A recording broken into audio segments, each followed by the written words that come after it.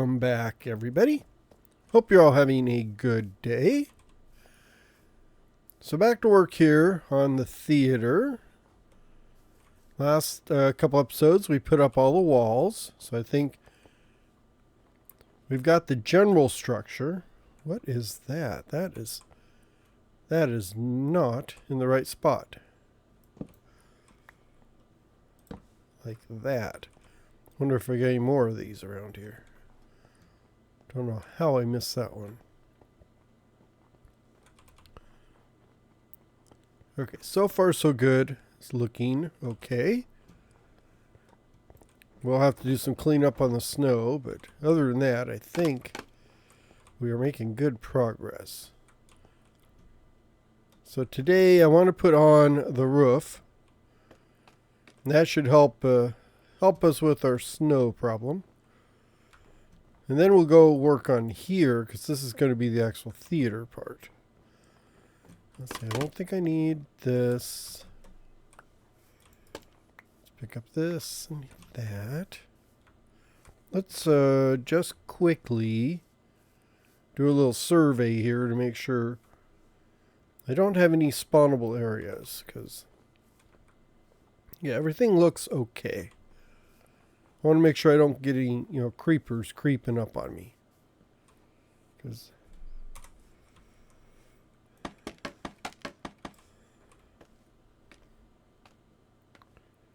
oh, not high enough. Oh, what'd I do? Okay.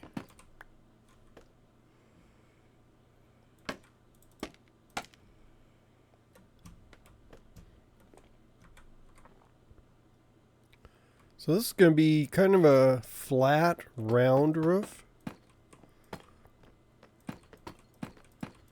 And I thought going with this dark, deep slate, besides the fact that it's easy to get because there's a lot of deep slate. There's probably more deep slate than stone or cobble in the world. At least it seems that way.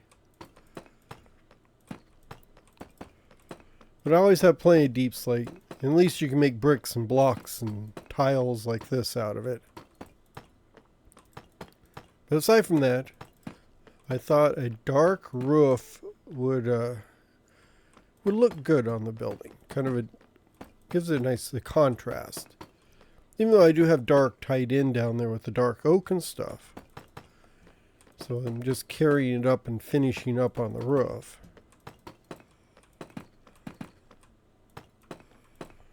But this will prevent the snow from accumulating because it's all going to be slabs. So we'll do slabs and then we're going to do stairs. And it really shouldn't go up very far, just like 2 or 3 blocks, because I'm keeping a real low profile, so no peak or anything on this one. And that kind of fits the building since it is a round, round theater building. I mean, not super round like some, I guess Elizabethan? Shakespearean. I guess that'd be Elizabethan times, wouldn't it? Boy, I should know that. I had to study that in school, Shakespeare stuff. Although I went to Shakespeare actual plays. They have like Shakespeare Festival where they'll actually show, the Shakespearean plays in a Shakespearean theater. So it's it's kind of a more intimate, but it's around, I don't know if you've seen, the only show I can think of, Shakespeare in Love. That had Gwyneth Paltrow and Ralph Fiennes? Or one of the Fiennes. I don't think it's but didn't one of the Fiennes do Voldemort in the Harry Potter shows? I think so, but I don't think it's the same one. I think they must be related, brother or something. But I don't really know. I'm not too up on Holly weird people. So, but anyhow, I do remember that. So it's a theater like that. So it's kind of like small, round, but you can look down on the thing. And they showed what was it? It was Much Ado About Nothing was the one I went to in there. Then they had like some normal theaters because they show other plays and stuff. But so I saw like what was it? Not Macbeth. Oh, it was King Lear, which I guess they don't probably do King Lear too often. But holy cow, talk about soap opera! Lots of intrigue in that one. It's actually, if you actually pay attention to it, I mean, it's a little hard to follow with the Shakespearean, all the language and stuff he uses. But if you can, we studied that for like a whole, I guess a whole year. Actually, two or three terms for that. So yeah, it was an English class, but the focus was on Shakespeare. But it was I found it very interesting. But King Lear, holy, if you actually pay attention to that one, that is, wow, that is quite a story with his ungrateful daughters and son-in-laws or whatever plotting to kill him, and they like rip out his eyes and kick him out of the house and take over his kingdom, and oh jeez. But they did, yeah, so that was a play, so it worked better because we went to see the play as part of the class, but we studied the plays we were going to see ahead of time, so we were very familiar with the story and the language and stuff. So once you kind of study the written stuff, but then you actually see the play in person. It's a really, actually very, quite an experience. I mean, it's a very great experience, I think. I don't think, and I can't find a lot of Shakespearean plays available. I'd like to go see some more, because I did enjoy that, because they were. And helps, I guess, because I know the plays now from studying all of them. But it's very enjoyable to watch them. So, but that was kind of I don't see that one often. And it's probably because it's such a very, not dramatic, but very heavy show. It's not as familiar as like Macbeth or Hamlet or something. But that was a very fun experience they had. The way they had the theater set up, it was just, really just a stage. There wasn't much props and stuff they used, but what the props were these like monoliths, like kind of like Stonehenge rocks. But the way they had it set up, they would actually move while the play was going on, but they moved so slowly that they didn't attract your attention, so you didn't notice them moving. So you'd be watching it, and then you kind of you're absorbed by the performance, because the actors are really good. So you're caught in the performance, and like as the drama builds, the rocks would, the background rocks would all they'd be at a distance, and then they'd slowly like move in and make the scene like more claustrophobic as you went along, as the pace increased and the drama heightened. So by the time, they'd be completely rearranged in a different, I mean, basically they're changing the set while you're watching it, but in a way that it doesn't distract you. So it's like really kind of a slow burn on the scenery, because it's like it'll start off as one set, and by the time you're done, the whole thing changes into a different one. Very cool. I've not seen that done again, so. Boy, it's dark, isn't it? So where was I? Oh yeah, I think I got here. How did I get here? Oh, I got here because we're in a theater. So this is not. This is a smaller theater, but it's not as compact as one of those Elizabethan theaters. But this is a smaller one. But I figured the roundness of the theater works good for plays and stuff. I don't think it'd look good if it was square.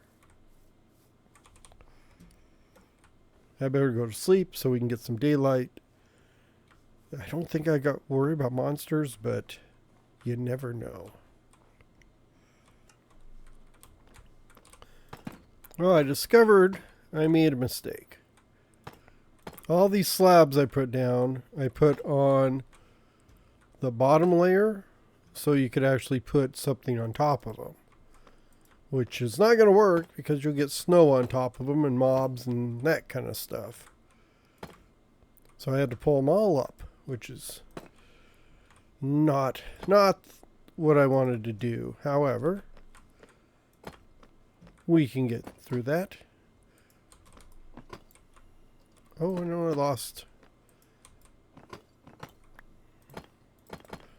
a couple more bricks. Oh, well, I need to go down there anyhow and pick them up. So I'm going to have to redo this part.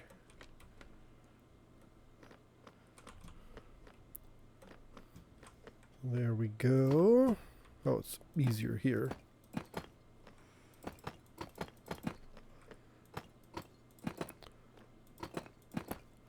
So anyhow, like I was saying, I did enjoy going to actually see a Shakespearean play. And I think it's actually a better experience if you go see a real play.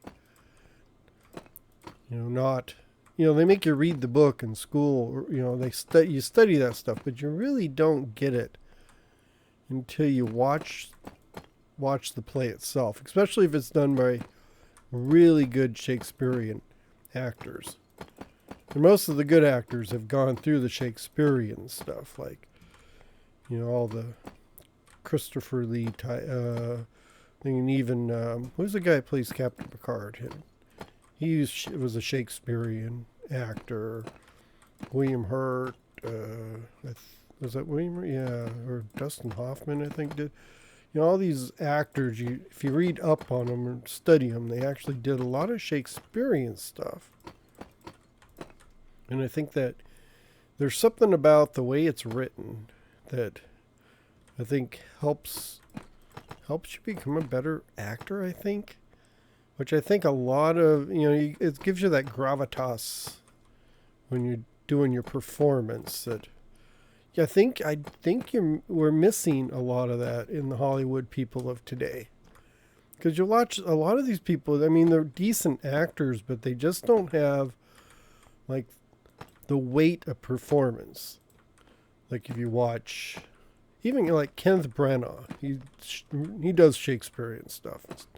But he's got a different performance to him if you watch some of his old shows. Or even watch the Shakespeare ones, you can tell.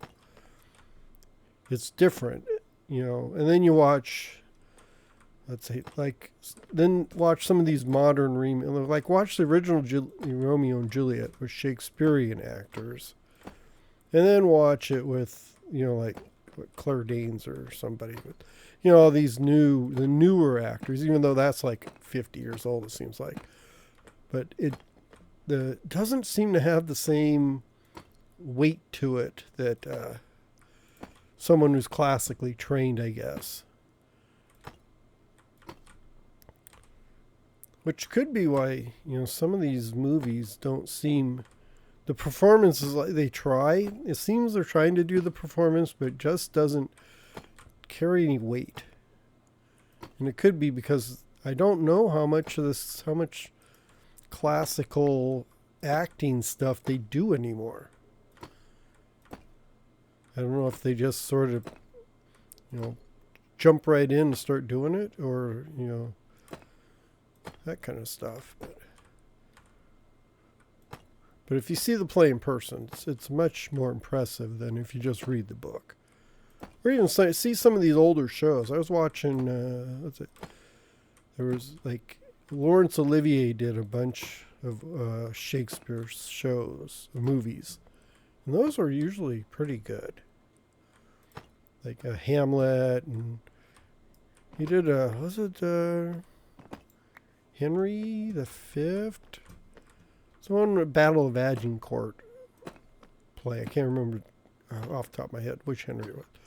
But that was a different movie. If you see that movie, it kind of starts off as a movie about someone putting on the play, so it's kind of behind the scenes, and it looks like actors on a stage, and then it like switches over to an actual movie and then switches back. It's kind of weird. It's a unique way of shooting the movie.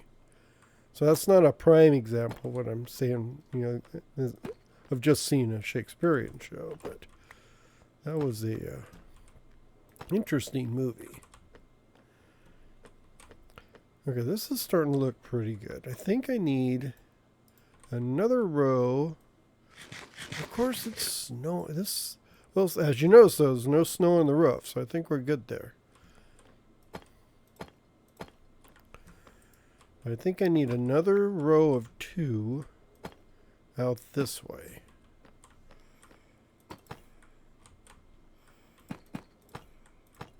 Like this.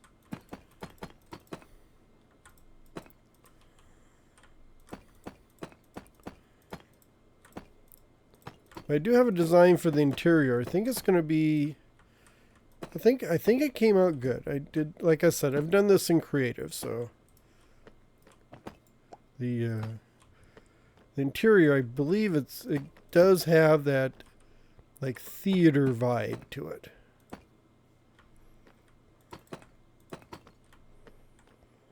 So let me I guess I can finish up some of this roof, and it's going to be... I need to go get some sleep because it is turning dark out. And plus I can get rid of the snow, which is irritating to say. You know me and snow. You've heard me complain about it before. I'm going to continue to complain about it until we get the heck out of here. Once we finish this, we're going to some kind of tropical place and build some kind of tropical castle.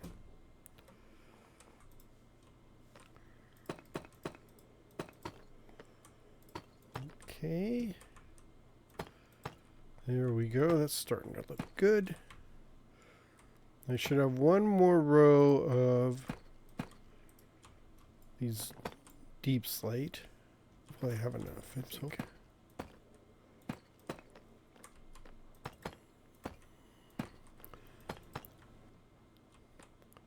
So let's put in one more row of this. Oops, let's get that there. Like so.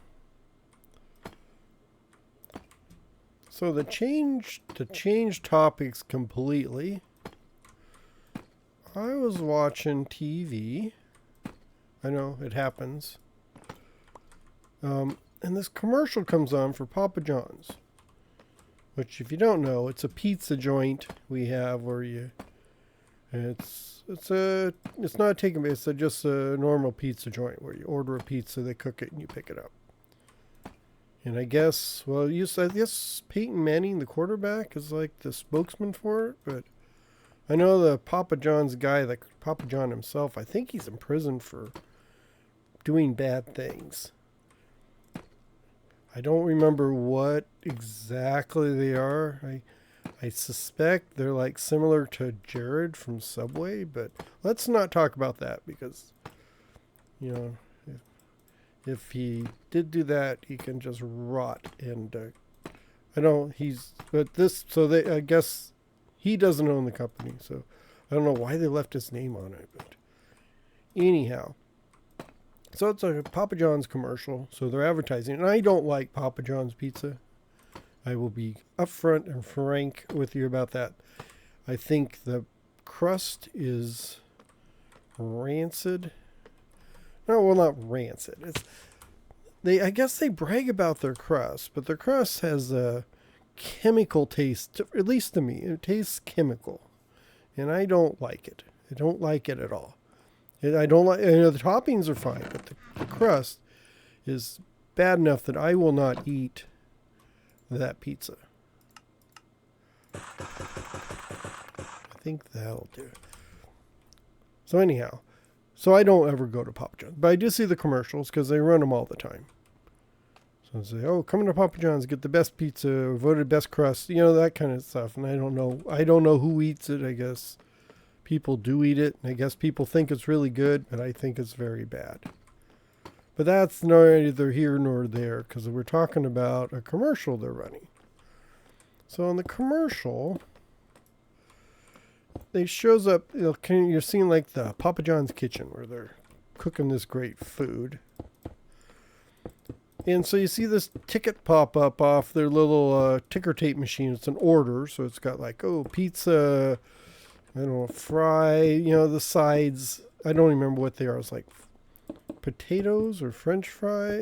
Well, I don't think they're French fries. They're like potatoes or something. I don't even pay attention to the details on what they're selling because I just got to the point where they order it. So you see the ticket, ticket pops up, and then the I guess, I don't know if some guy grabs it and then reads it off like we're in an episode of Hell's Kitchen or something, where they're like, you know, we get the order and the chef, they read it off to everybody, all the people working in the kitchen, so they can cook up this great order in a timely, speedy manner. So the person's, I guess the guy in charge is calling off, you know, like one pepperoni pizza, one order of fries, one this, one that, you know, and they have the audacity, while they're calling this off, the little people working in the store going like, yes, chef, yes, chef. Like this is a real restaurant. Like they cook real food. They're making crappy pizzas.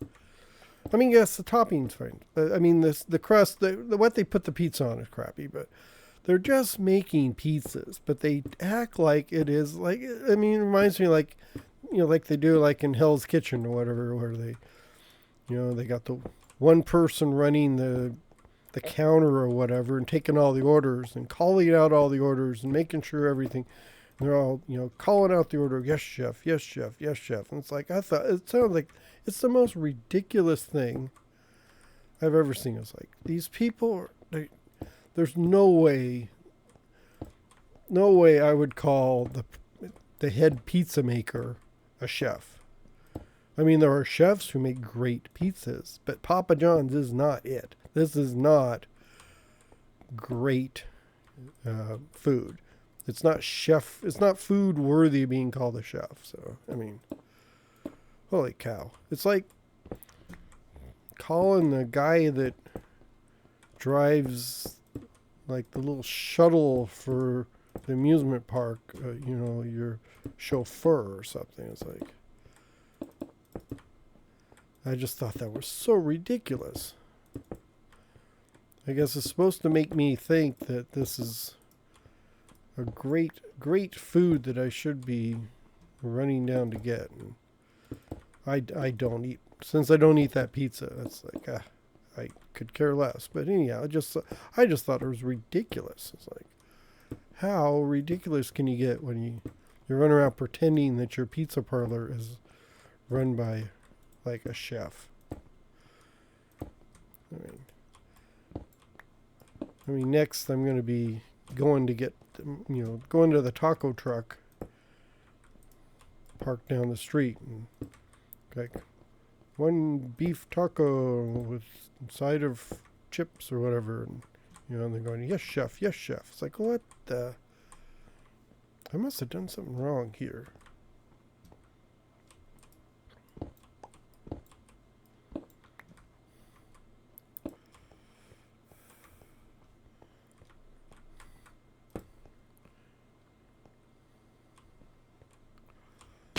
Let's get that one.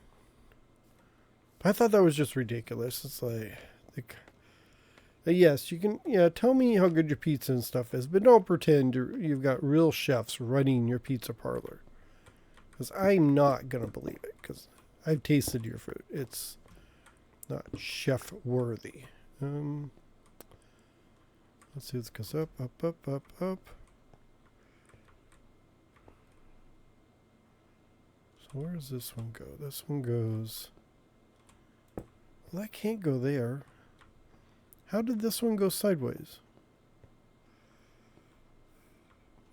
Oh, must be like one there.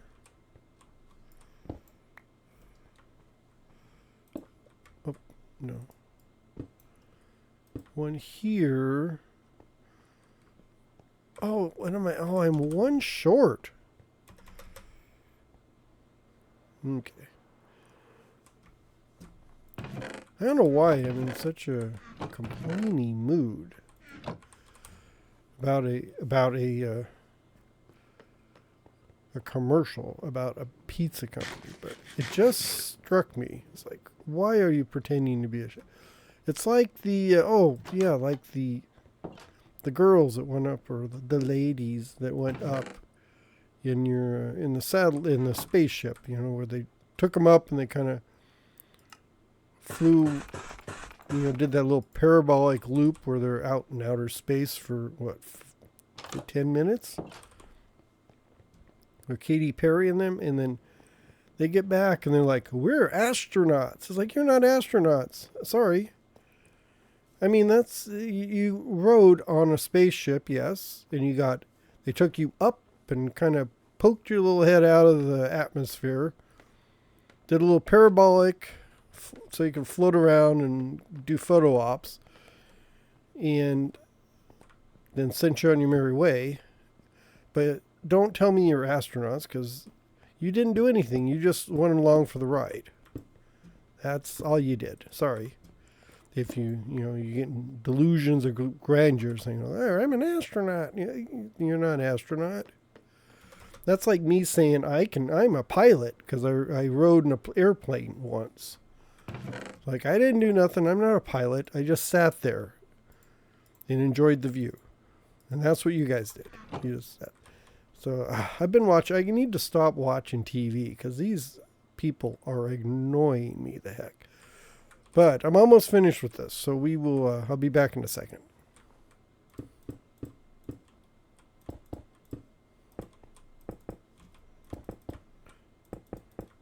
So over the lobby mezzanine, I never did check to see if that was an actually mezzanine area or whatever. I think it's a mezzanine, but I'm not sure. But anyhow, over this outer spot, I'm doing the andesite. And that's going to go really good with the way it looks in there, because I've got a lot of andesite wall in there, and it kind of reflects the floor. Although I'm not using the polished, I used the polished on the floor. I'm using non-polished up here.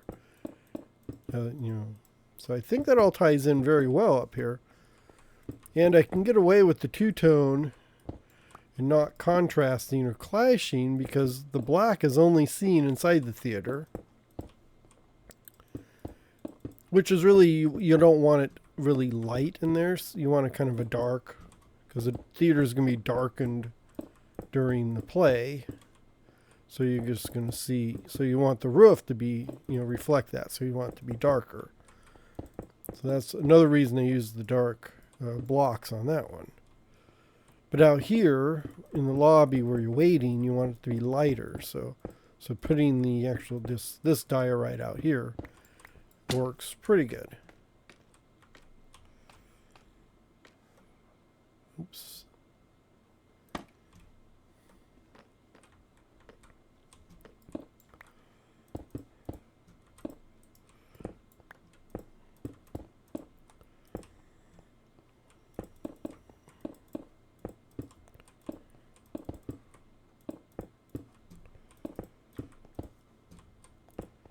So once I finish this, we'll be done, and then I can start.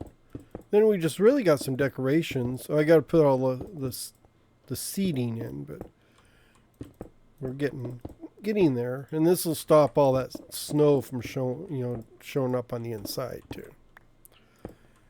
So I think I'm just gonna finish on this, but I will call the episode for today. So I think I'm done complaining about what movies, TV shows, bad pizza, and astronauts who are not astronauts. So like, astronaut my ass. Astronaut. So you're not an astronaut. Sorry, I'm probably going to get, I don't know. Does anyone listen to Katy Perry? Is that her? Yeah, I don't know. I don't listen to her, so she's a singer, I'm told. So if there's any rabid fans, please don't bother. Nothing personal on her, but it just seemed kind of ridiculous, and she seemed kind of ridiculous getting her. But then you got Oprah's friend, Gail. Is it Gail King? I guess she's. All I know is she's like a friend of Oprah. Then they got Jeff Bezos, trophy wife there. I don't know how someone who looks like, well, I guess I know how someone who looks like a turtle gets a hot wife. It's because he's worth a couple $1 trillion. I mean, this guy has so much money he can send a rocket which looks suspiciously like an anatomical feature. I'm not gonna be crass here, so, but just take a look at the rocket and just tell me that's not, symbolic of something. But yeah, when you got a trillion billionaire, I don't know how you multiply billions on top of billions. But of course, and it's not like I'm not giving him the money either, because I use Amazon all the time. I need to just kind of take a break from TV. I just saw this on TV. Try not to watch any of this news entertainment stuff. But it was like, was it Entertainment Weekly or something? I just happened to catch it, and it's like, or is it in, one of those shows? Like, just looks so ridiculous. They look like little Smurfs floating up there in the air. So, I think I'm going to leave it at that. I've already probably dug my own grave on this one. I'm probably going to get all this complaints from pro Jeff Bezos astronaut people and anti-Shakespearean theater people and people who love Papa John's pizza. So before I guess I can't get myself in any more trouble, because those three groups are huge. So I guess my career is over. Of course, I never had a career, so I guess I'm just going to have to keep building and be back in the next one. I will have something better to talk about probably, or I don't know why. I don't know how I got on this tangent. I just sort of, for some reason, it just was running around my brain, and unfortunately, you, dear viewer, are the one who had to put up with it. So I apologize profusely. I will stick to script next time, and we'll just talk about building and hopefully get this thing finished. So I hope you are having a better day than I am right now. So I'm just going to kind of kick back, get some more coffee. Maybe that's it. I've been trying to cut back on coffee, so that could be the cause of this whole thing. We'll see. But until next time, you have a great day. I will see you later. Bye-bye.